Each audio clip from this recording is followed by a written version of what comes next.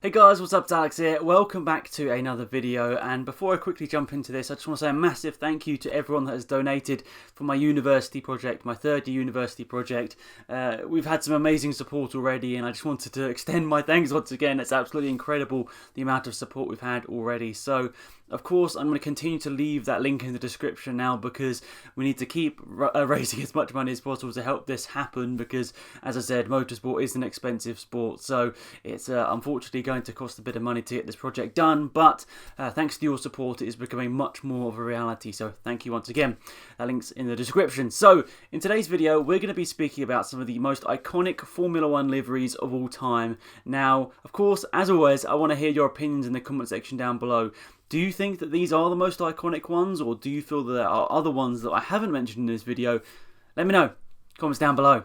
So the first one I'm going to be speaking about in this video is the collaboration between McLaren and Marlboro. So they had quite a long sponsorship history in Formula 1 together. Marlboro went on to sponsor Ferrari, and you know that as probably one of the most iconic liveries of all time, the red and either the barcode or the Marlboro logo. That was an iconic livery in itself, but McLaren and their partnership Marlboro probably actually went on for a little bit longer in the early 70s all the way until the 90s. So McLaren and Marlboro actually had various different liveries with each other, and they started in 1974 with the Brazilian driver Emerson Fittipaldi. This incredible livery that many remember as one of the most iconic of all time lasted until the end of the 1996 season, when McLaren binned the Marlboro sponsorship to get replaced by a rival company in the West Cigarette Company. So it was interesting to see they went from one to the other, and they ditched them a little bit sadly at the end of the 96 season, as we did all appreciate that white and orangey red colour which we all became accustomed to in the world of McLaren and Formula 1. But that was ditched for the West sponsorship, and then the silver iconic livery we saw from the 1997 season all the way until 2013 to be fair, and then they started to change it up a little bit since. But that silver livery started in the 1997 season when West started to sponsor the team. Now, even though this partnership stopped at the end of the 1996 season, and I was born in March 1996, so I obviously didn't live the time of this on Formula 1. I didn't recognise this livery in Formula 1 as I was growing up, because I was only 7 or 8 months old, but I still recognise this as one of the most iconic collaborations between a sponsor and a car of all time, and personally it's one of my favourites. I suppose it's sort of renowned because of the Senna-Prost rivalry, and the amount of championships that sort of combination of colours won is quite incredible. And yes, it sort of dipped towards the end. The McLaren weren't the most competitive team towards the end of their tenure with the Marlboro brand, but obviously once they switched to West in 1997 they started to get a bit better, and then 1998 obviously and 1999 were big championships wins for McLaren. So for me, a very iconic collaboration between the two brands, and one I think many people will never forget thanks to that Senna and Prost rivalry. But nonetheless, in itself, it was still a very striking livery, and we haven't really had something quite like that of recent years. So the next one on this list is actually Red Bull. Now, you probably know Red Bull as the team that entered Formula 1 in 2005 and then sponsored, or not really sponsored, owned a team ever since. But that wasn't technically how Formula 1 started with Red Bull, because there was a bit of collaboration in the past. So Red Bull actually sponsored a couple of F1 teams before they acquired the team themselves in 2005. For example, they did sponsor Sauber for a couple of years, which was actually quite notable. They sponsored them in the late 90s, and even into the early 2000s there was still a bit of a collaboration between the team and the brand. But as we've already said, in 2005 Red Bull bought a team for themselves. They took over from the Jaguar team, which was one of the teams that was starting to struggle in Formula 1 about this era, and they bought that team for I think £1 after Jaguar was in a lot of issues, so Red Bull had to pay off all of their issues, and they went forward from there. But their liveries have been quite iconic in Formula 1 since, and they haven't actually changed that drastically. So we know the one that started off, that was basically the Formula 1 can that was put on to, sorry, not the Formula 1 can, the livery of the can that was put on to the livery of the car. It was sort of replicating what it looked like on our shelves, and then it slowly evolved over time. 2007, 2008, obviously looking a little bit more professional, and then you sort of really started to see the Red Bull brand in 2009, 2010, and that's where we saw the iconic period of many championships for the team. And of course they have become one of the most recent successful teams in Formula 1, winning the 2010, 11, 12 and 13 World Constructors and Drivers' Championships, with Sebastian Vettel behind the wheel of their cars at the time. And definitely now they are actually one of Formula 1's longest running sponsors, and to be perfectly honest, their branding always does create discussion, in my opinion, when they try stuff with the camo and similar things like that. It really does promote discussion and promote their brand, which I think is great for Red Bull, at least, because they get that marketing power that they sort of thrive, and they do a really good job with it. And each year, subtle changes to the livery do still keep the viewer, like myself, entertained with their livery. They still look good, in my opinion. They never really look bland. They don't look boring. And some liveries that look the same each year do become that. But Red Bull always find a way to just make it a little bit better each year. Now, I'm a big fan of the Red Bull livery. I always feel like that they look really cool, and as I said, they subtly change them each year to make them a little bit better each year, and generally just a little bit different. Not drastic changes, but it's normally due to a collaboration with a sponsor or someone like that who actually helps them change the livery slightly. So I'm going to be interested to see next year what they do with Honda, whether they're going to change it up drastically, because of course Honda, they might want to have a bit more of their colours on the car. We will see.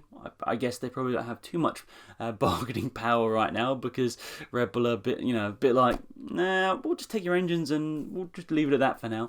As I guess they're going into a bit of an uncertain year in 2019, whether Honda's going to be great or Honda's going to be terrible. We don't know. Or it's going to be average. We don't know.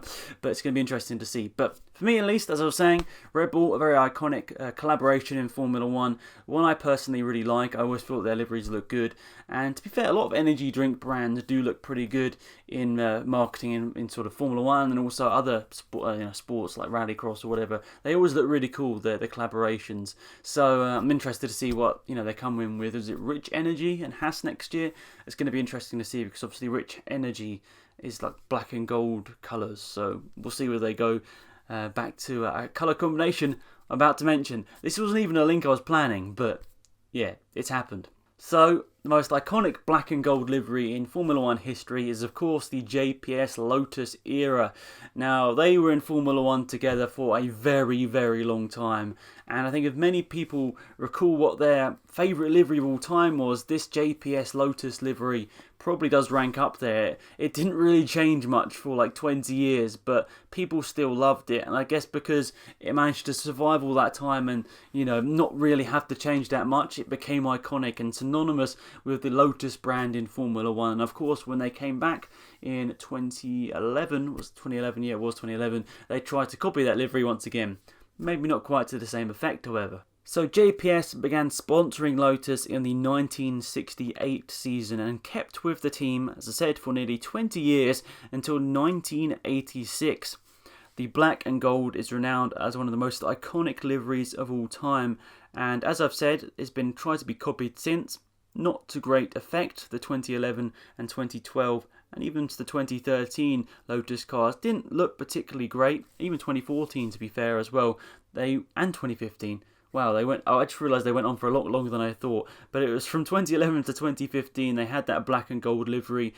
It was obviously trying to replicate the JPS Lotus era from the 60s to the 80s, but it didn't quite have the same effect, and most of the car was sort of splashed with many other sponsors, nothing to do with JPS. JPS didn't sponsor the team from 2011 to 2015, but I assume they just wanted to have a little bit of a memory from the past and try and bring back some old fans who liked that livery. So this livery was of course way before my time in Formula 1, but I still see it as one of the best of all time, because I remember going around to sort of a great aunt or whatever's house, and they had some little model Formula 1 cars, something a bit smaller than this, and it was like a JPS Lotus or a couple of JPS Lotuses, and that was in like the early 2000s. So I think it shows how iconic that livery was, that they were still producing models of that car for many years after. And yeah, sorry, I should just leave that. But yeah, it's a very iconic livery.